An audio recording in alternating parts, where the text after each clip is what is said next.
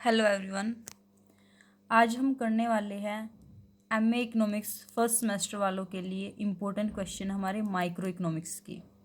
तो unit first है, हमारा फर्स्ट क्वेश्चन बनता है सबसे पहले इंडिफरेंस कर्व क्या है और हमें एक्सप्लेन करना है कंज्यूमर इक्विलिब्रियम। तो इस क्वेश्चन में हम क्या लिखेंगे, सबसे पहले इंडिफरेंस कर्व की डेफिनेशन, उसका डायग्राम, टेबल, फिर उसकी प्रॉपर्टीज़ क्या है, उसकी अजम्पशंस क्या है, उसके बाद बजट लाइन क्या होती है, बजट लाइन में शिफ्टिंग, बजट लाइन की डेफिनेशन, शिफ्टिंग के साथ बजट लाइन की डेफिनेशन क्या है। उसके बाद हम लिखने वाले फिर कंज्यूमर सरप्लस की 2 कंडीशंस होती है और फिर लास्ट में हम कंज्यूमर सरप्लस दिखाने वाले हैं। लेकिन फर्स्ट यूनिट में सबसे इंपॉर्टेंट क्वेश्चन ये बनता है price income and substitution effect क्या है। इसमें हिक्स का और स्लस्की का दोनों के डायग्राम्स भी आते हैं। तो अगर आपसे पूछा जाए कि सब्सटीट्यूशन इफेक्ट एक्सप्लेन कीजिए हिग्स का, तो आप किस तरह से अटैम्प्ट करोगे। सबसे पहले आप सब्सटीट्यूशन होता क्या है वो बताने वाले हो, फिर सब्सटीट्यूशन इफेक्ट की डेफिनेशन देने वाले हो, उसके बाद हिग्स का सब्सटीट्यूशन इफेक्ट बनाओगे। देन अगर आपसे पूछा जाए कि स्लस्की का, तो सेम प्रोसीजर स्लस्की के लिए है। अगर आपसे सिर्फ पूछा जाए कि रिलेशनशिप बताइए बिटवीन प्राइस इफेक्ट, इनकम और सब्सटीट्यूशन इफेक्ट, तो आपको तीनों की डेफिनेशन लिखनी है, तीनों के डायग्राम बनाने हैं और लास्ट में एक डायग्राम बनेगा जिसमें तीनों ही चीज़ें दिखाई जाएगी, प्राइस इफेक्ट, इनकम और सब्सटीट्यूशन इफेक्ट, स्लस्की वाला भी और हिक्स वाला भी और स्लस्की वाला भी।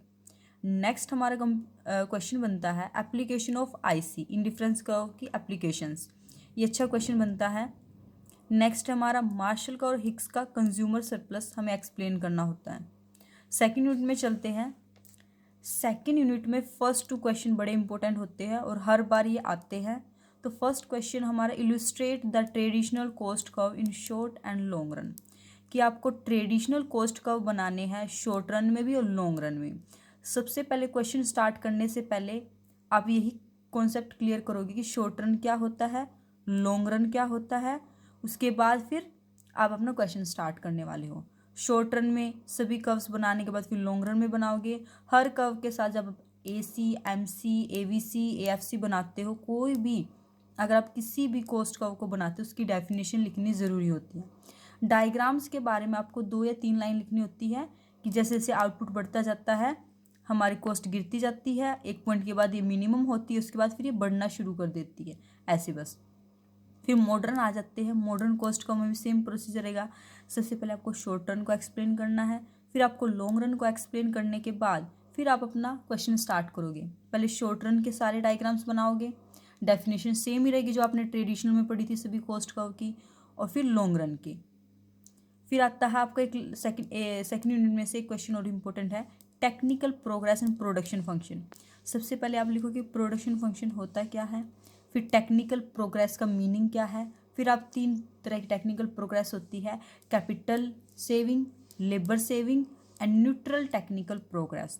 फिर आप ये तीनों लिखने के बाद, इनकी डेफिनेशन लिखने के बाद इनके डायग्राम्स बनाओगे। थर्ड यूनिट में हमारा फर्स्ट क्वेश्चन आता है इक्विलिब्रियम बताना हमें मोनोपोली फॉर्म का, शॉर्ट रन में भी और लॉन्ग रन में भी।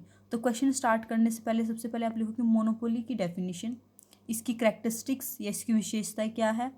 फिर शॉर्ट रन में डायग्राम बनाओगे, फिर लॉन्ग रन में डायग्राम बनाओगे। मोनोपोली का याद रखना कि लॉन्ग रन में मोनोपोली को एबनॉर्मल प्रॉफिट अर्न करता है, उसे असामान्य लाभ मिलते हैं मोनोपोली को लॉन्ग रन में। मोनोपोली में ही एक हमारा आता है प्राइस डिस्क्रिमिनेशन। ये क्यों होता है, किस तरह से होता है, इसकी 3 डिग्रीज होती है, ये भी करना इंपॉर्टेंट बनता है। सेकंड क्वेश्चन आता है हमारा फर्म का और इंडस्ट्री का परफेक्ट कंपटीशन में इक्विलिब्रियम दिखाना होता है हमें लॉन्ग रन में भी शॉर्ट रन में भी। अगर आपसे क्वेश्चन में पूछा जाए शॉर्ट रन का, तो आप फर्म का और इंडस्ट्री इक्विलिब्रियम दिखाओगे शॉर्ट रन में, लॉन्ग का पूछा जाए तो लॉन्ग। अदरवाइज अगर आपसे नहीं पूछा था किसी का कि शॉर्ट में लिखना है या आपको लॉन्ग में, तो फिर आप दोनों का लिखोगे। कुछ डायग्राम्स को आप स्किप कर सकते हो जो रिपीटेड डायग्राम्स होते हैं हमारे। नेक्स्ट क्वेश्चन हमारा डायनेमिक चेंजेस होते हैं और जो इंडस्ट्री का इक्विलिब्रियम होता है वो वाला। फोर्थ यूनिट में हमारे 3 क्वेश्चन इंपॉर्टेंट हैं। अगर सबसे पहले हमारा price determined under the market sharing cartels और प्राइस लीडरशिप, ये दोनों ही कोलिजिव ओलिगोपोली में आते हैं हमारे।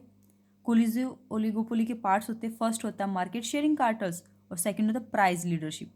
प्राइस लीडरशिप हमें पता है 4 तरह की होती है, उनके डायग्राम्स, उनके एक्सप्लेनेशन।